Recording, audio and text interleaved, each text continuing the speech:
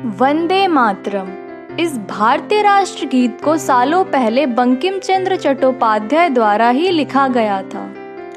बंकिम चंद्र चट्टोपाध्याय भारत देश के एक महान लेखक, कवि और पत्रकार थे। इनका नाम बंकिम चंद्र चटर्जी भी था।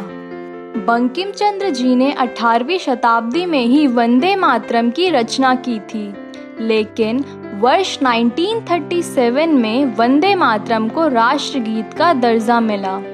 बंगाली भाषा में लिखा गया यह गीत आज भी लोगों के अंदर देशभक्ति को तरोताज़ा कर देता है।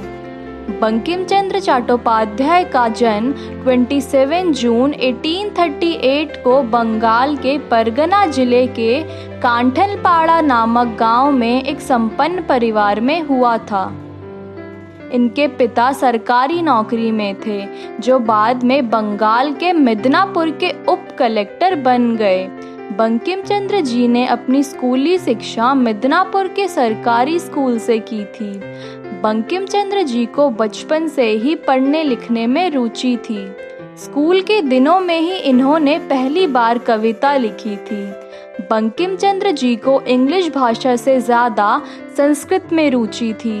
बंकिम चंद्र जी पढ़ाई के साथ साथ खेलकूद में भी आगे थे। कॉलेज की पढ़ाई बंकिम चंद्र जी ने हुगली मोहसिन कॉलेज से की थी। फिर उसके बाद वे प्रेसिडेंसी कॉलेज गए, जहां से उन्होंने आर्ट्स विषय में 1858 में स्नातक किया। प्रेसिडेंसी कॉलेज से बीए की उपाधि लेने वाले बंकिम चंद्र जी पहले भारतीय थे। बंकिम चंद्र जी ने कानून की परीक्षा पास कर इसकी डिग्री भी हासिल की।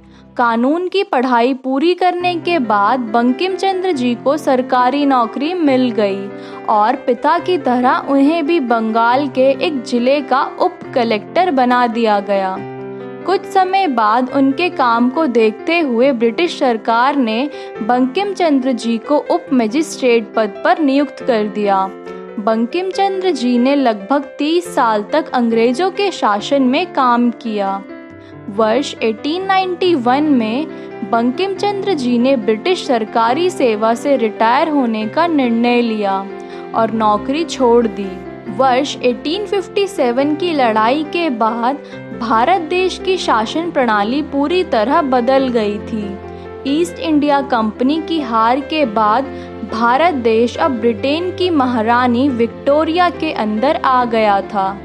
बंकिम चंद्र जी उस समय सरकारी नौकरी में थे, जिसके कारण वे खुलकर अंग्रेज़ों के खिलाफ आंदोलन का हिस्सा नहीं बन सके, लेकिन अंग्रेज़ों के प्रति क्रोध उनके अंदर बढ़ता ही जा रहा था, जिससे बंकिम चंद्र जी ने अपनी कलम के द्वारा सभी लोगों तक पहुंचाने का रास्ता निकाला।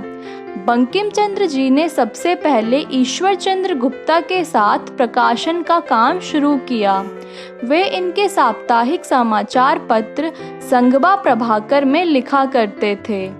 ईश्वर चंद्र गुप्ता के रास्ते पर चलते हुए बंकिम चंद्र जी ने भी कविता लेखन के द्वारा अपनी साहित्यिक यात्रा शुरू की, लेकिन बाद में जब उनके अंदर लेखन की क्षमता का विकास हुआ तो उन्होंने कथा, कहानी और उपन्यास लिखने की तरफ ध्यान दिया।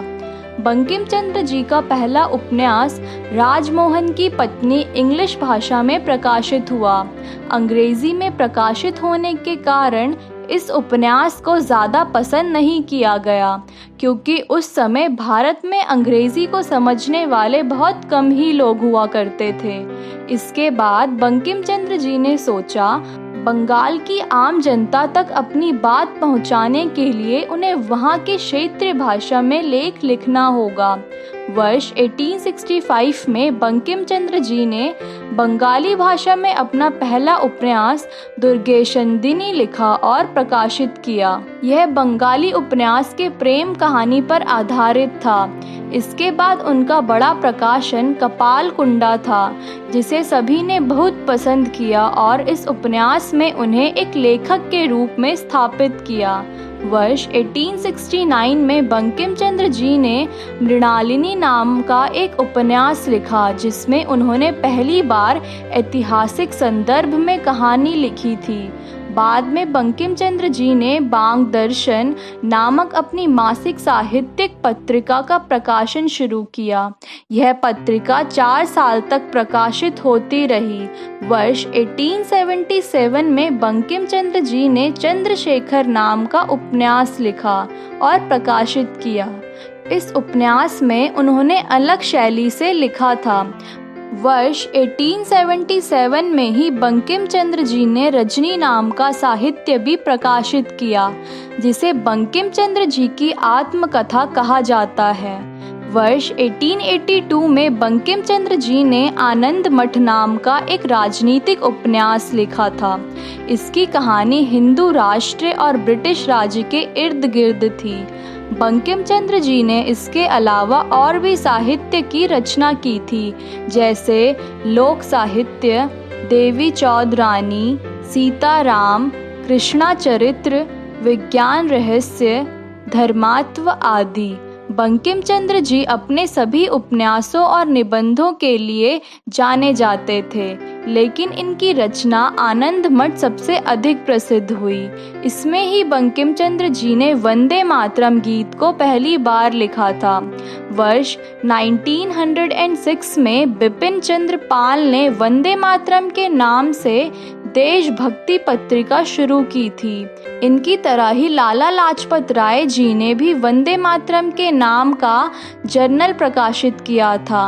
बंकिम चंद्र जी ने बंगाली भाषा में आधुनिक साहित्य की शुरुआत की थी। इससे पहले कोई भी लेखक इंग्लिश या संस्कृत भाषा में ही साहित्य लिखा करता था। बंगाल साहित्य को आमजन तक पहुंचाने वाले बंकिम चंद्र जी ही थे। बंकिम चंद्र जी की मात्र 55 साल में अपने कामकाज से रिटायर होने के तुरंत बाद ही 8 अप्रैल 1894 को बंगाल के कलकत्ता में उनकी मृत्यु हो गई। बंकिम चंद्र जी की मृत्यु भारत देश के लिए एक बड़ी हानि थी, लेकिन उनके द्वारा लिखी हुई रचनाएं, लेख, कविता हर स्वतंत्रता सेनानी के अंदर देश की आज़ादी के प्रति उमंग जगा देता है।